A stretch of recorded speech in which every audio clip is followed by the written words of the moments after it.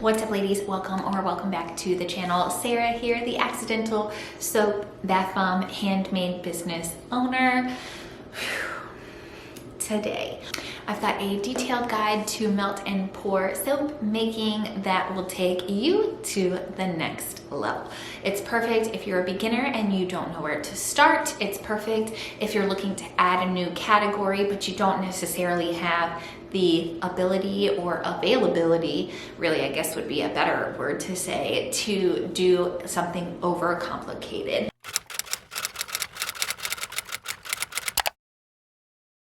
All right, so grab a snack and get your notebook. I've got all my notes right here. Let's get started with things that you need to consider when you are choosing a base. Melt and pour soap bases come in all kinds of containers, all kinds of sizes. There are many different types and brands that you can choose from. But what's most important to consider when choosing your base are these things. First up, what do your customers want? And sorry, I am going to be checking frequently in with my notebook because I had like really great ideas, but I didn't want to skip anything. So first of all, what do your customers want? Think about the people that you have shopping with you or potential people that you want to shop with you.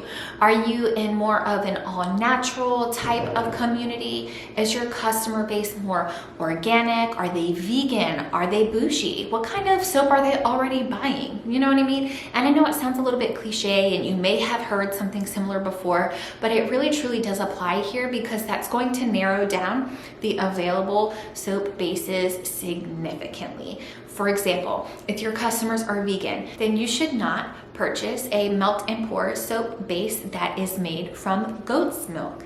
Now, I've used it before. It is very nice. It feels super, super soft. But if your customers are vegan and you're offering goat's milk soap, they aren't going to buy it no matter how wonderful it is. So you want to make sure that your products align with your customer base.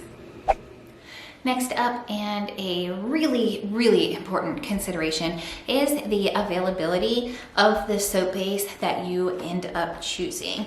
So if you choose a more rare soap base, that is excellent. It means your product has a unique selling point, right? Which is great. But it also means that it might be harder to find. If the base that you're ordering is always taking at least 7 to 10 working days to get to you, then take it into consideration. Let's say you get in the swing and you're making a custom order of 20 bars of soap and you're on bar 16 and you're out. What are you going to do, right? Your choices are to make those soap bars different, restart the entire order, assuming you have enough supply to restart the entire order, or order it online and wait for it to get to you. So again, you just want to make sure that you weigh those options before you choose a soap base. Next up, what actually feels good to you when you are washing your hands or washing your body or whatever product you're making? You want to make sure that you choose a melt and pour soap base that feels nice to you. Again, that goat's milk, it feels so great. But I've chosen moving forward not to offer it just because I want my line to be a little more vegan friendly. I can't say that for every single product that I offer or will offer in the future, but if I can have some products that are vegan, I would like to. Now, this last one before we move into the next section of the video is kind of optional, but I do consider this when I am sourcing products and looking for things. Does the base that you choose have a unique selling point? So my soap base is actually a mix of mango butter, cocoa butter, and shea butter. And I chose this, it's called a triple butter. I chose this particular base, one, because if I happen to run out or I need more, I have a craft store pretty close to my house that I can run out to and I can grab, you know, mango butter, cocoa butter, and shea butter soap bases and I can mix them all together to make the triple soap base. So I can't buy it directly here, but I can, you know, gather everything to mix it myself, which was a huge must-have for me. So Anyway, you know, it has that unique quality of including mango butter in the base. So when I'm writing about it on my website, it kind of gives a nice and unique perspective. You know, I can say that it's moisturizing, yeah, sure, but I can also say that it has so many extra great qualities because of the added mango butter. And I say this is optional because you don't necessarily need your base to be unique, because later in the video we'll talk about additives, and you can, you know, use additives to make your product unique, but it's kind of, you know, a nice little touch. All right, now let's just dive right into equipment. Now, when using melt and pour soap bases, you are definitely going to use some of the same things that you would need for other parts of your handmade business or just like your regular life, but there are some special considerations to make or special purchases to make as well. I don't think that you necessarily need every single one of these things in order to be successful. I'll kind of go through as I'm talking and share which ones like are actual necessities. You're going to need big bowls, and I'm talking multiple big bowls, preferably glass or heat proof. You know, obviously with your soap bases, you're going to be melting them down to reform them. So it needs to be something that is non-porous, so fragrance oils or essential oils don't seep into it, but it also needs to be heat proof for, you know, whichever way you decide to heat and melt your base. Next up, a scale. I have a regular kitchen scale. I got it at Target. I actually had it before I started any of this to help me with baking recipes because I'm not the world's best baker. But a scale, a kitchen scale, you're definitely going to need one that weighs ounces and grams. You know, if each one of your soap molds has a cavity that makes an 8-ounce bar of soap, you need to know how much melt and pour soap base 8 ounces is, right? So just weighing out your different ingredients, and this is something that you'll use throughout like the duration of your business. It's not really just like a one-time thing or a one category thing. Yes, you'll use it with soap, but if you make bath bombs, whatever, it doesn't matter what you make. I definitely recommend not only regular size spatulas, but like little mini spatulas just to get into those tighter corners. And I don't think I mentioned this before I started equipment, but anything that you might already have, I would definitely consider getting like a second of dedicated to your soap making. Like we talked about your mixing bowls being non-porous, you really want to have a set of materials that is designated for whatever you're going to make in your handmade business, because the absolute worst thing you could possibly do is use a spatula to make cookies that you used to make a shower steamer that had essential oil on it, because even though you wash it, it's going to take a while for that oil to kind of like dissipate. So your cookies would likely taste like that essential oil. Having that separate set is something that you can do over time. I highly recommend just getting that second set at the beginning of your journey, because then it's done with and you can just move on from it. All right, let's talk about molds. As you can see, I have a lot. So I could do like a whole thing on molds. If y'all want some more detailed information on molds, just let me know. I'm happy to make a whole video about all of them. This isn't even all of the ones I have. So I would recommend getting one mold in the shape of whatever soap you want to make. This is the one that I use because it makes massaging soap bars. I got it from Amazon. The only downfall, I guess, to this one, I would say downside. The only downside to this one is it only makes 4 bars at a time. So keep that in mind as well. You're kind of, when you use a silicone mold, when you use a mold, you're kind of limited to the like cavities that the mold has. Definitely, I would go with silicone. Honestly, I just think it's the easiest to prep, use, and clean up after. So these are the ones that I use. I also have this, this just makes like regular rectangular bars. This is from Amazon. And this isn't even a soap mold. This is actually, it is from Amazon, but this is actually a chocolate covered Oreo mold. So you can, I bought it to like make chocolate covered Oreos. And it just so happens to be like perfect for things like shower steamers, or if you wanted to do like, I have made like wax melts or testers. This is a really nice mold for it. And then I have some fun ones, but these, again, I haven't used these in my soap making business. My daughter and I use them for, you know, whatever else we're doing. But silicone molds, personally, I feel are the way to go. A couple of other things that I'll just quickly run through the list of would be gloves, sanitizing products. I have a dedicated cookie sheet that I use when I have a product, say like drying or resting. I put it on, first I put it in the mold, and then I put the mold onto the cookie sheet. So that way, if in an hour, oh shoot, I need to make dinner, you know, I can just grab the cookie sheet and move the product versus grabbing the mold, and then it's gonna spill everywhere and get all messy. So definitely recommend a large cookie sheet or large baking sheet if you can, just to help kind of transport items more easily. We've gone over our soap base, we've gone over our equipment.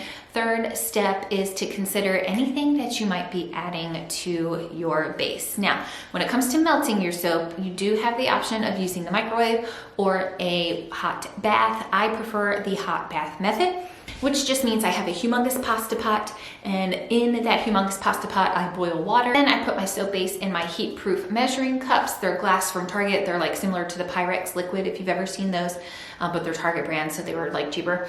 So I put my soap base in the heat-proof container, and then I sit it inside that boiling water until it melts. Now, if you choose to use the microwave, that's totally up to you. I just prefer to use the hot bath because kind of in between my pouring, I can set it in that hot bath to keep it liquid versus having to re-microwave it every time. So again, totally up to you, however you choose to melt your soap base.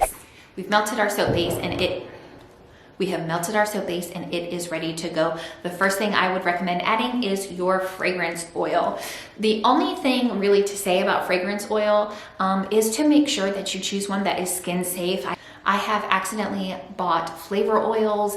I have accidentally bought slime fragrances thinking that they are soap fragrances, and they are not. You need to make sure that you choose one, that you read it carefully, make sure it can be used for soap making and melt and pour soap making, because some fragrances don't work in melt and pour soap. When you order from an actual supplier like Brambleberry or Candle Science, their products pages give you all of that information. If you choose like to shop from like Amazon or Etsy, you probably have to do a little bit more digging. It won't just have the information readily available for you. I do definitely recommend using a Candle Science or a Brambleberry as your supplier instead of Amazon, but I also understand the need to like start with Amazon. So just be careful and make sure you're choosing a skin safe fragrance, and that it's a fragrance oil, not a flavor oil.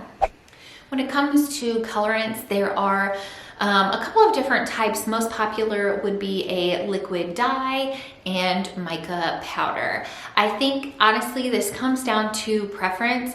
I will say though, I have tried several liquid soap dyes from Amazon, from different shops or companies, or you know, a couple of different places on Amazon, and none of them have been up to my standard. So I would not recommend buying a liquid colorant from Amazon, but if you choose to go with mica powder, I have found several from Amazon that aren't bad. Again, they're not exactly what I'm looking for, but they do work and they do produce really nicely colored soaps.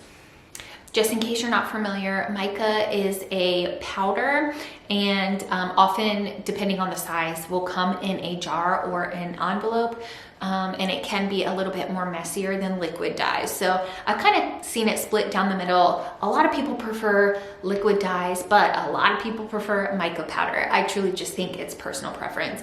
I have had much more success with mica powder, like I said, but I'm not against using a liquid dye. I actually think it would probably be,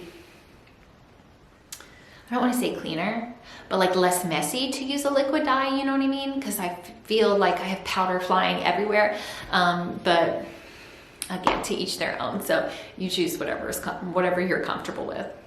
And just one more quick note about colorants, liquid dyes versus mica powders. Mica powders have a much higher variety available than liquid colorant. What I've noticed is when you are looking for liquid colorants, what you're buying is like a primary or secondary color. But if you wanted like a unique something or other, you kind of have to mix it yourself, versus mica powders come in so many different colors. I've seen iridescent ones. I've seen just so many great colors that I have not seen in liquid dyes. So definitely keep that in mind as well. And finally, my personal favorite when it comes to additives, the exfoliant. I have ventured down the path of using a bunch of different exfoliants to add to my Melt and Pour soap to make it a little bit more unique. Again, we talked about this when we talked about the bases, kind of what can you do to make your soap more unique from the next shop. Additives is actually a really great way to stand out. So I have used things like coffee grounds, oatmeal, I've used jojoba beads, I've used walnut shells. I've used all kinds of really great additives in my soaps, and I think that they just look awesome and they make your soap really truly look unique. This is such a great way to just add that uniqueness or that, you know, kind of marketing factor to your soap. It's awesome. Oh, you know what? Another really great one, poppy seeds. That one's a little more abstract, but it's pretty cool. Make sure whatever exfoliant you are putting in your soap that you note that in the ingredients in case one of your customers has an allergy.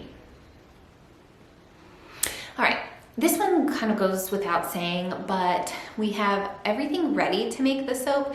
We need to make sure that it's all in our workspace. Like, for example, I know when I'm done filming this video, I'm gonna walk away and I'm gonna leave this entire stack of molds here because I don't feel like putting them away.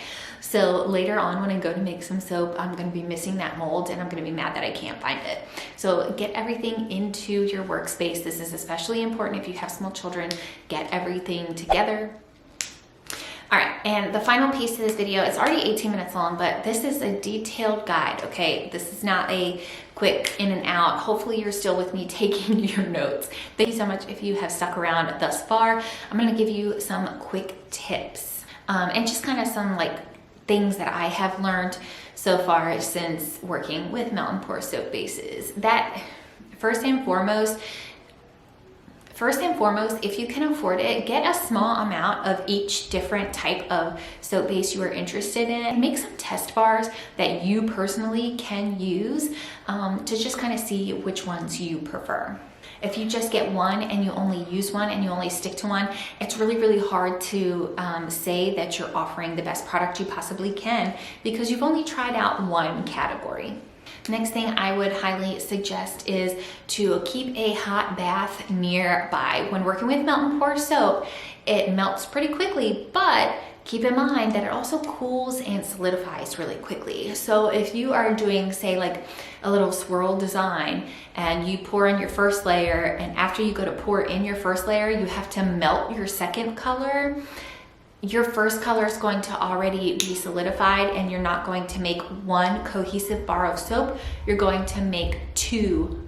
You're going to make two bars of soap that are kind of stuck together, and as water gets in there, it's going to separate into two bars. So you need to work quickly, and just having that hot bath nearby will allow for you to have like a little more wiggle room in the cooling time.